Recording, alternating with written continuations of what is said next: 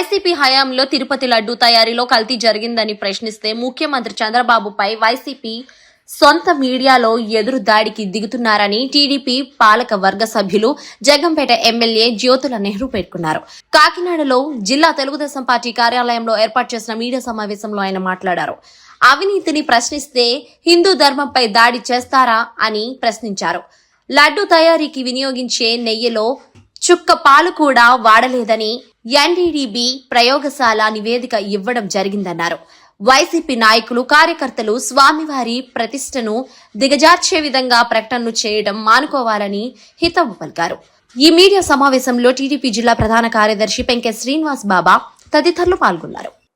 ఒక హిందువుగా చిన్నటి నుంచి కూడా హిందూ సాంప్రదాయాల్ని వంట పట్టించుకున్నటువంటి ఒక హిందువుగా నాకున్నటువంటి ధర్మ సందేహాల్ని ఈ ధార్మిక వ్యవస్థను ప్రశ్నించాలి అని చెప్పి ప్రధానంగా ఇవాళ మిమ్మల్ని అందరినీ పిలవడం జరిగింది. ఈరోజు ఉదయం సాక్షి పేపర్ చూశాను. అంటే అన్ని పేపర్లు చూస్తాను. సాక్షి పేపర్ని చూస్తే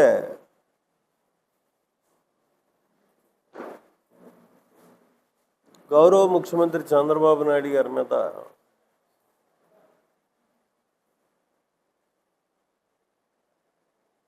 ధార్మిక వ్యవస్థకు సంబంధించినటువంటి సాధువు పొంగవులు కొంతమంది దారుణమైనటువంటి విధానంలో ఒక అభియోగం చేసినటువంటి పరిస్థితి. హిందూ ధర్మాన్ని విచ్ఛిన్నం చేస్తున్నావు అనేటటువంటి విధానంలో నీ రాజకీయం కోసం వాడుకుంటున్నావు అనేటటువంటి దారుణమైనటువంటి ఒక అభియోగం చేసినటువంటి పరిస్థితి. నిజంగా దాన్ని పరిగణలోకి తీసుకోవాల్సి వస్తే ఎవరైతే మేము సాధు పొంగవలం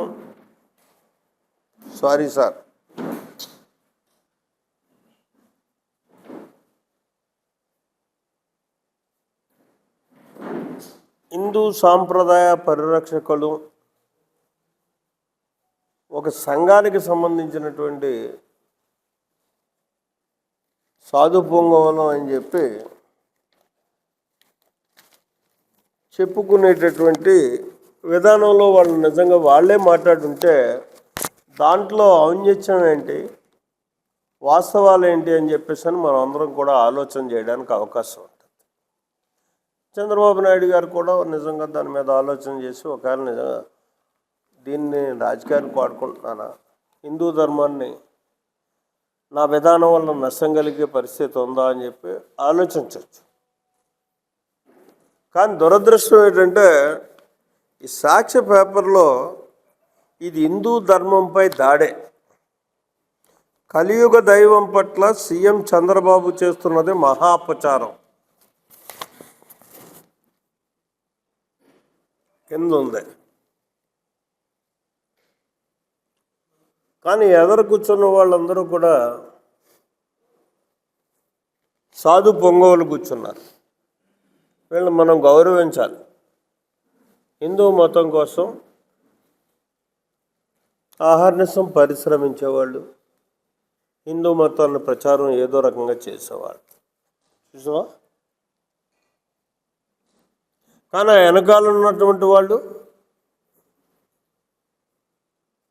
రాజకీయ నాయకులు, వైఎస్ఆర్ కాంగ్రెస్ పార్టీ నాయకులు. ఇక్కడ ఇంకా చాలా క్లియర్గా ఉంది. ఒక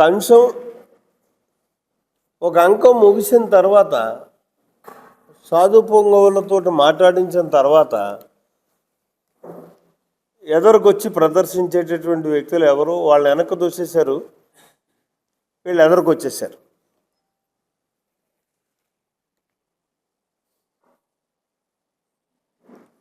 అంటే దీన్ని రాజకీయం అనుకోవాలా,